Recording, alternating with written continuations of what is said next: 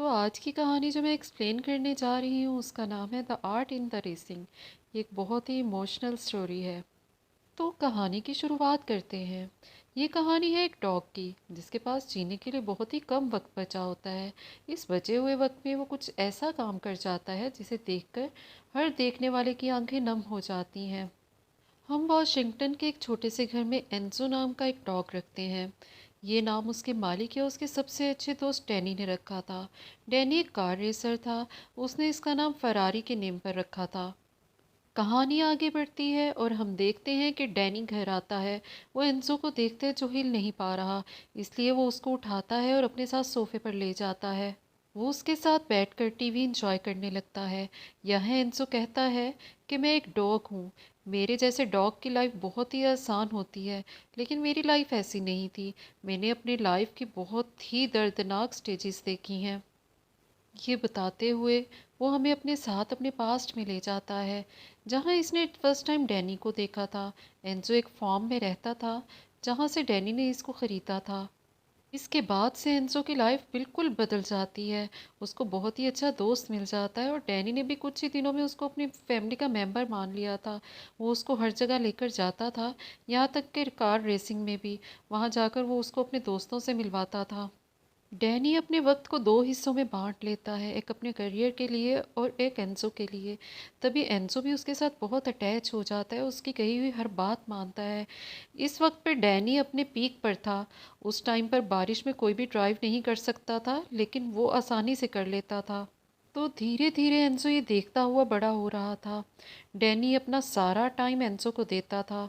इन दोनों की अटैचमेंट बढ़ती ही जा रही थी, यहाँ तक कि वो उसके साथ बैठ के टीवी शो भी देखता था और मॉर्निंग वॉक पर भी जाता था। लेकिन एक साल बाद कुछ ऐसा होता है जो एंसो को बिल्कुल भी पसंद नहीं आता। डेली रूटीन में डैनी शॉपिंग के लिए जाता है। वहाँ पर इसको ईव नाम की एक लड़की मिलती है जो डैनी को बहुत पसंद आती है, लेकिन एंसो को वो बिल्कुल भी अच्छी नहीं लगती, क्योंकि एंसो अपने दोस्त को किसी के साथ शेयर नहीं कर सकता। ईव को नापसंद करने की एक वजह ये भी थी कि उसको रेस के बारे में कुछ भी नहीं पता था। लेकिन एंजो ये बातें किसी से कह नहीं सकता था, वो बस खुद के मन में खुद के दिमाग में ये सब सोचता है, पर किसी से कुछ कह नहीं सकता। लेकिन डैनी को ईव के साथ खुश देखकर वो खुद को ईव के साथ एडजस्ट कर लेता है। अब आहिस्ता आहिस्ता ईव के लिए डैनी का प्यार बढ़ता जा रहा था। एक दिन वो ईव को प्रपोज करता है और उसके कुछ ही दिन बाद इन दोनों की शादी हो जाती है। और इस शादी में एंजो चीफ गेस्ट था। ईव के डैड, जिनका नाम मैक्सल था, वो डैनी को कुछ ज़्यादा पसंद नहीं करते, क्योंकि वो कहते हैं कि ये कार रेसर है और इस काम में बहुत ज़्यादा रिस्क है। लेकिन ईव की मॉम को इससे कुछ प्रॉब्लम नहीं होता। उन दोनों की बातें एंजो सुन रहा होता है, लेकिन उनको कोई प्रॉब्लम नहीं थी, क्योंकि वो एक बेजुबान जानवर है और वो किसी से आखिर क्या ही कह देगा। लेकिन एंजो सोचता है कि मैं सुन सकता हूँ, मैं महसूस कर सकता हूँ कि ये सब क्या बातें कर रहे हैं। कुछ वक्त बाद उनको पता चलता है कि ईव प्रेग्नेंट है। ये सुनकर वो दोनों बहुत ही खुश होते हैं। अब डैनी ज़्यादा से ज़्यादा कार चलाने लगता है, क्योंकि अब उसकी फैमिली बढ़ गई थी और उसको ज़्यादा पैसे कमाने थे। अब उसके पास बिल्कुल भी समय नहीं होता कि वो एंजो को टाइम दे सके और उसके साथ खेल सके। वो उसको ईव के पास छोड़ देता है। अब एंजो को भी ईव का साथ अच्छा लगने लगता है, क्योंकि वो उसकी नेचर बहुत अच्छी होती है, वो उससे बातें करती है, उसके साथ खेलती है। अब ईव की डिलीवरी का टाइम भी करीब आ जाता है। तभी क्रिसमस आ जाती है। डैनी घर आता है और ईव के लिए गिफ्ट्स लेके आता है। वो उसको बताता है कि उसको कॉल आई है रेसिंग चैलेंज के लिए, लेकिन वो वहाँ नहीं जाना चाहता, क्योंकि ईव की डिलीवरी का टाइम भी करीब होता है। लेकिन वो उसको उसके पैशन को सपोर्ट करने को कहती है और उसको कहती है कि तुम्हें रेस में जाना चाहिए। ये सब एंजो देख रहा होता है और वो सोचता है कि ईव ऐसी नहीं है जैसा मैं सोच रहा था। वो भी डैनी से उतना ही प्यार करती है जितना मैं प्यार करता हूँ। उसके जाने के कुछ ही टाइम बाद ईव के यहाँ एक बेटी पैदा होती है जिसका नाम वो जोई रखते हैं। एंजो उसको देखकर बहुत ही खुश होता है। टीवी देखते हुए उसे गाड़ी की आवाज़ आती है और वो समझ जाता है कि डैनी घर आ गया है। वो दरवाजे की तरफ भागता है, लेकिन डैनी उसको इग्नोर करता हुआ जोई के पास चला जाता है। ये देखकर एंजो का दिल टूट जाता है, लेकिन फिर भी वो खुश होता है कि डैनी घर आ गया है। अब पूरी फैमिली एक साथ क्वालिटी टाइम स्पेंड करती है। डैनी ईव को बताता है कि मैं कुछ ही सेकंड से रेस हार गया, लेकिन नेक्स्ट टाइम मैं पूरी कोशिश करूँगा जीतने की। नेक्स्ट डे ईव के डैड घर आते हैं और वो डैनी को टोंट मारते हुए कहते हैं कि तुम अब एक बच्चे के बाप हो, अब तुम्हें ये रेसिंग वगैरह छोड़ देनी चाहिए और कुछ और काम देखना चाहिए। तो वो कहता है कि मुझे पता है और मैं सेफ्टी के सब रूल्स फॉलो करता हूँ। अब आहिस्ता आहिस्ता एंसो जोई के करीब आने लगता है।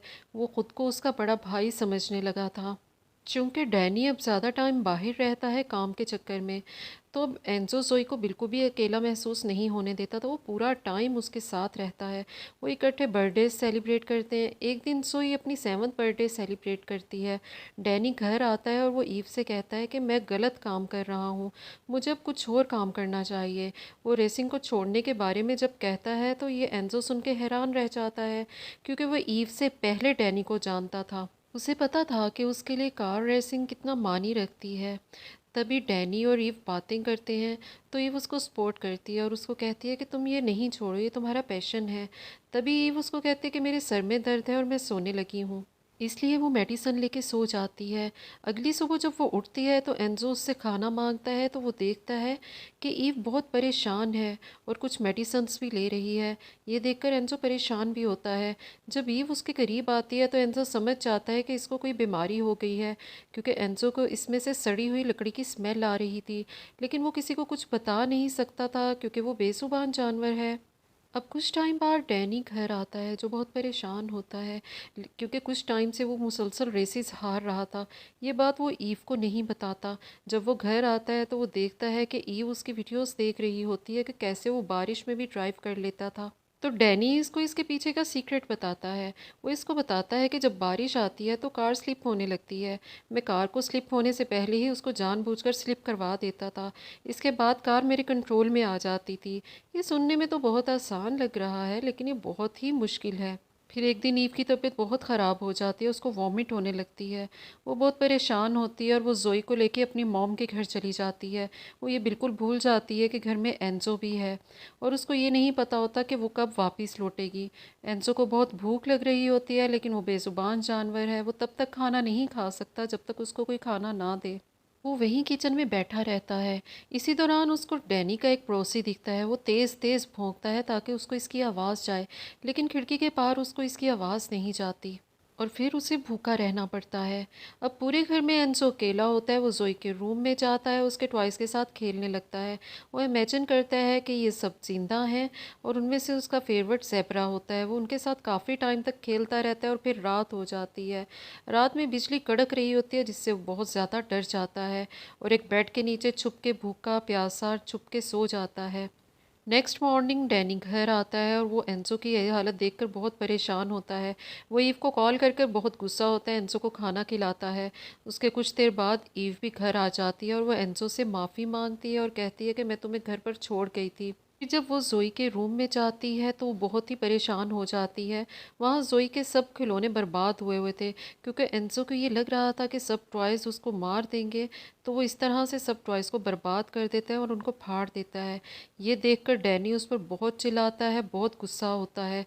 तब उसका दिल बहुत टूटता है और एंजो उदास होकर बाहर चला जाता है।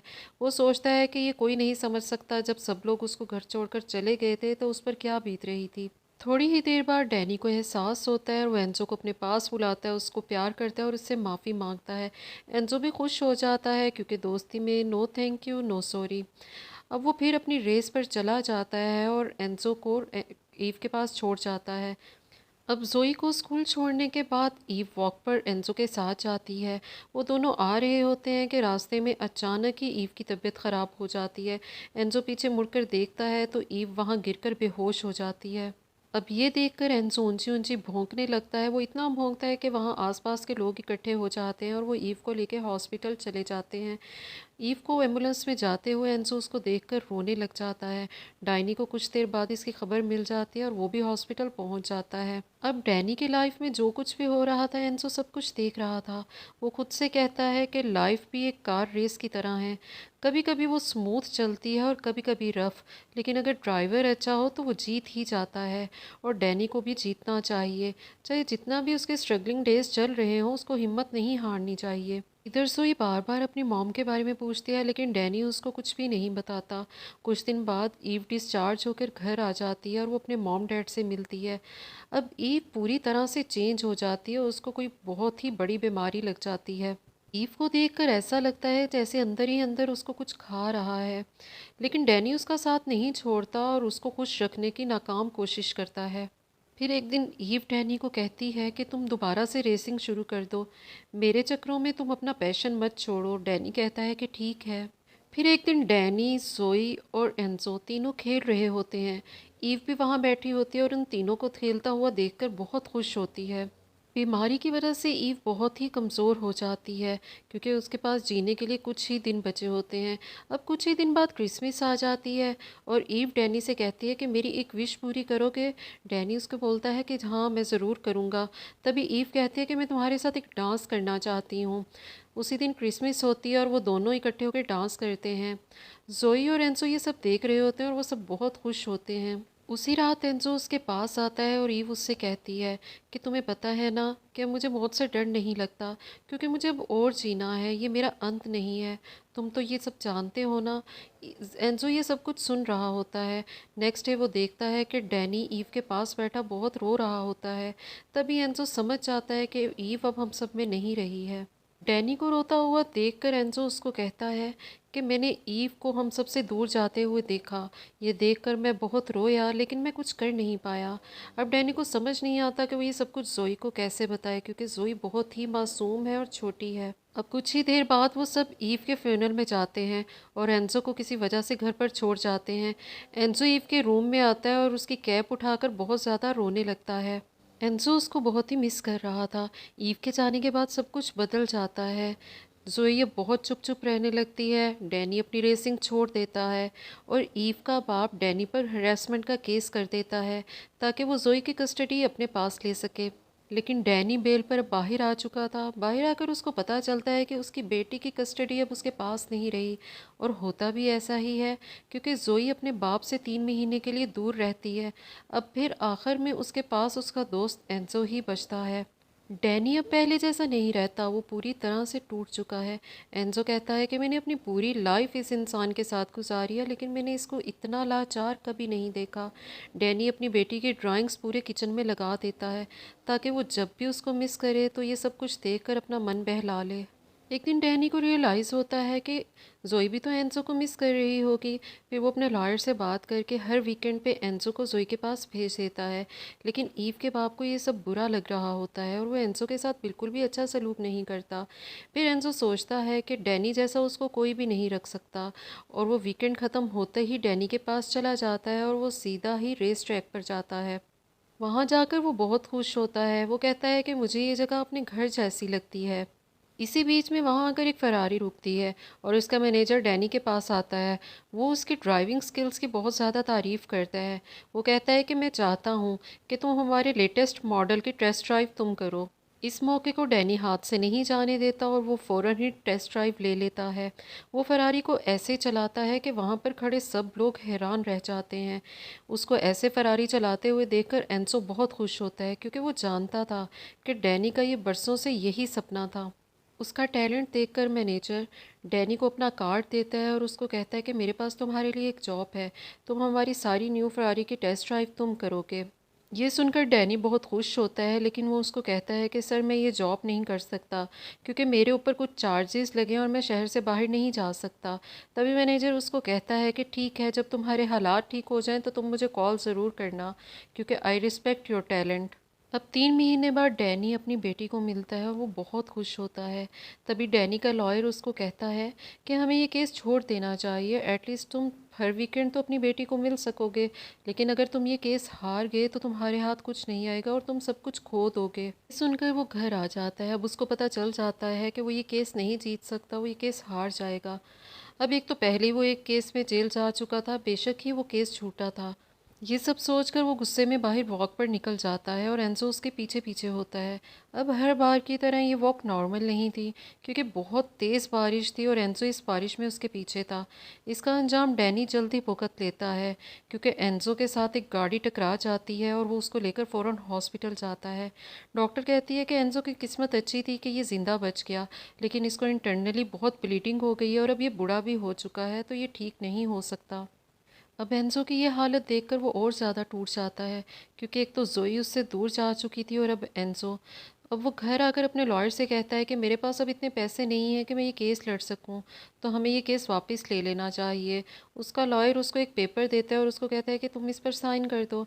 डैनी जब उस पर साइन कर देता है तो एंजो ये सब देख रहा होता है। एंजो बिल्कुल नहीं चाहता कि डैनी जोई से दूर रहे। वो उस पेपर को लेता है और बाहर भाग जाता है। डैनी उसके पीछे जाता है तो देखता है कि एंजो ने वो पेपर फाड़ दिया है। डैनी भी समझ जाता है कि एंजो नहीं चाहता कि मैं इतनी जल्दी हार मान लूँ। तभी डैनी सोच लेता है कि वो ये केस ज़रूर लड़ेगा। नेक्स्ट डे केस की हियरिंग होती है, वहाँ जाता है तो जोई की ग्रैंड माँ ये केस वापस ले लेती है। वो कहती है कि मैं ये बिल्कुल नहीं चाहती कि एक बच्चे को उसके डैड से दूर किया जाए। तो डैनी ये केस जीत जाता है और उस पर लगे सब चार्जेस भी ख़त्म हो जाते हैं। वो बहुत खुश होता है। जो जब डैनी को देखता है तो वो कहता है कि डैनी ये केस इसलिए जीता क्योंकि उसने रिस्क लिया, और रिस्क लेना हर शानदार ड्राइवर का काम है। अगर वो रिस्क नहीं लेगा तो वो कोई भी रेस नहीं जीत पाएगा। अब वो तीनों घर आ जाते हैं और वो तीनों बहुत खुश होते हैं। डैनी के पास एक कॉल आती है जो फरारी की तरफ से थी। फरारी का मैनेजर डैनी को कहता है कि हमने सुना है कि तुम केस जीत चुके हो, क्या अब तुम हमारी जॉब के लिए रेडी हो? तो वो कहता है कि yes sir, I am ready. अब वो बहुत खुश होता है, उसकी ज़िंदगी की कुछ मुश्किलात कम होने लगती हैं। कहानी एक बार फिर वहीं आ जाती है जहाँ से हमने स्टार्ट की थी। वो एंजो के लेके सोफ़े पर आता है और वो बैठकर एक बात सोचता है। वो एंजो के लिए एक सरप्राइज़ रखता है। नेक्स्ट डे जब वो जोई को स्कूल से ले लेता है तो वह एंजो को एक गाड़ी पर लेकर लॉन्ग ड्राइव पर निकलता है। ये एंजो के लिए उसका सरप्राइज़ था। वो एंजो को कहता है कि आज हम दोनों लॉन्ग ड्राइव पे चलेंगे, और एंजो इस पल को ऐसे जीता है जैसे वो उसके लिए आखिरी पल हो।